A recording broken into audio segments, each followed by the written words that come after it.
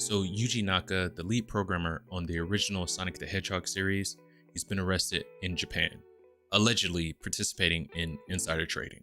What's up, everybody? So I'm old enough to remember when Martha Stewart went to prison for insider trading.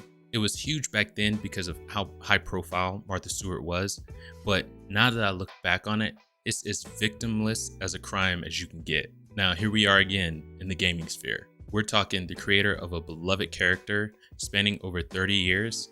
That's about as high profile as you can get. But I have the article pulled up. Let's take a look. All right, so this one's going to be coming from Cartoon Brew, written by Jamie Lang. Sonic the Hedgehog creator Yuji Naka arrested for alleged insider trading. And I'll get on my thoughts. I'll give my thoughts about what I think about it as a whole at the end of the article here. But Sonic the Hedgehog creator and former Square Enix employee Yuji Naka was arrested by prosecutors in Japan on Friday, accused of insider trading in shares of the video game production company Aiming. According to Japan news agency FNN, Naka is accused of purchasing 10,000 shares of the company for around 2.8 million yen, around $30,000 at the time. In January 2020, after receiving insider information about Dragon Quest Tact, a mobile phone game that was being jointly developed by Aiming and Square Enix, where Naka was employed at the time. Naka was let go by Square in June 2021, shortly after the launch of his poorly received game, Balan Wonderworld. In early 2022, Naka tweeted that he was actually removed as director of the game 6 months before it was launched. He has since filed a lawsuit against Square in an attempt to resolve the dispute. The day before Naka's arrest, prosecutors arrested fellow Square employee Tasuke Sasaki and Fumaki Suzuki, an acquaintance of Sasaki's, for their alleged involvement in the plan. Charges indicate that the trio purchased their shares in Aiming with the hopes that the price would rise after the Dragon Quest Tact announcement. It's not yet clear if any of them have sold their shares since. Dragon Quest is one of the most popular game franchises in Japan since it was launched in 1986, over 82 million, and that's older than Sonic, which is crazy. Over 82 million Dragon Quest games have been sold from the franchise's 11 main entries and dozens of spin-offs. Dragon Quest Tact proved a hit for Square Enix and was downloaded more than 10 million times in Japan alone. And we've got one comment down here, and I don't know why this guy decided to write a whole dissertation. The top, he's kind of going in on Naka, which is, I mean, you're allowed, but it's like, damn, come, bro. But we're gonna get to where he was talking about the insider trading stuff. This unfolding insider trading scandal seems to be bringing down a lot of the veterans. So Square Enix itself definitely shares quite a bit of the blame too. Why is that? No, they shouldn't share this. Individuals making individual choices. I don't see why Square Enix would share any of that blame. You know what I mean? And don't get me started on how the entire company and its games went downhill almost immediately after Squaresoft and Enix merged around the turn of the century. Opinion, yeah, sure, okay. I'm not gonna repeat that. I'm sure I played more Square Enix games, but the ones that are like, top of mind right now is Kingdom Hearts. And real quick, this is an aside, but hot take, I don't like the way that Square Enix went about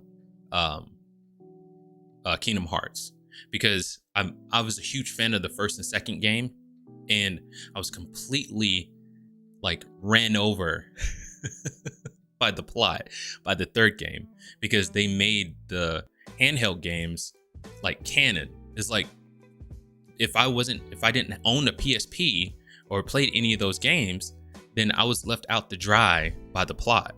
And I really think that, Kingdom Hearts left me behind. I'm not sure how many fans of the franchise there are that feel this way, but it left me behind as far as the plot goes.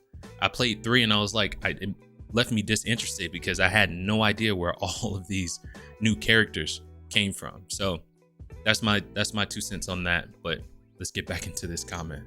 Of course, it should also be noted that a lot of the disgraced creators I mentioned are just bad apples. Exactly what I was saying at the beginning of this. The creator of Yu-Gi-Oh! Was recently in the news for dying a hero, saving a family from a raging whirlpool, for instance. Some people are just that inherently selfless. Very true. And ultimately, unless more information comes out, Yuji Naka is not John K. bad.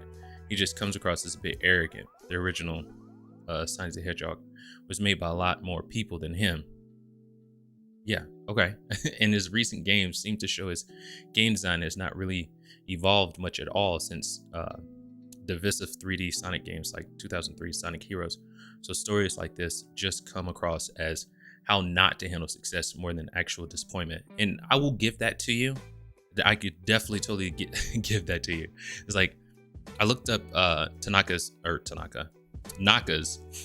net worth, and he's worth like 2 million. I want to say it's 2 million USD. And I don't know what would give him a bright idea to try to, scheme this, but arrogance, that could be a reason why he would do something like that. But as far as, him saying his game design hasn't really evolved, it doesn't really have to. After all this time of getting away from 8-bit, we're kind of circling right back to it, which is hilarious. This is the perfect example of like the bell bottoms coming back into style. We saw what graphics could do and what we have right now, and the PS5 is ridiculous. And now we have a Ninja Turtles game, and it's back to like its original look, cleaned up a little bit, but it's like he didn't really have to change his style. People were going to come right back to it anyway. So in no way do I condone the behavior of Yuji Naka, but this kind of thing boils down to who's on the in, who's on the out. Martha Stewart found out the hard way that she was not on the inside. Even with their fame and notoriety and their money, they're still on the outside of this. I know that there are a few out there that, make policy and benefit in the stock exchange from, those kinds of policies. Allegedly. But this isn't a political show. And we're not going to go there. Do I condone any of it?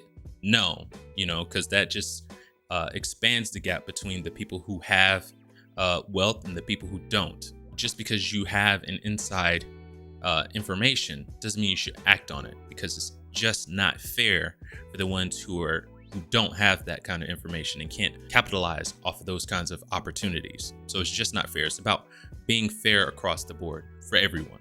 But anyway, that's my spiel. Thank you guys for stopping by. If you made it this far, you are the true MVPs.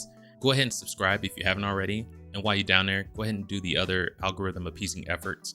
We really appreciate it over here. It helps our videos get seen by more people. There should be another video popping up. Until the next video, keep it casual. Peace.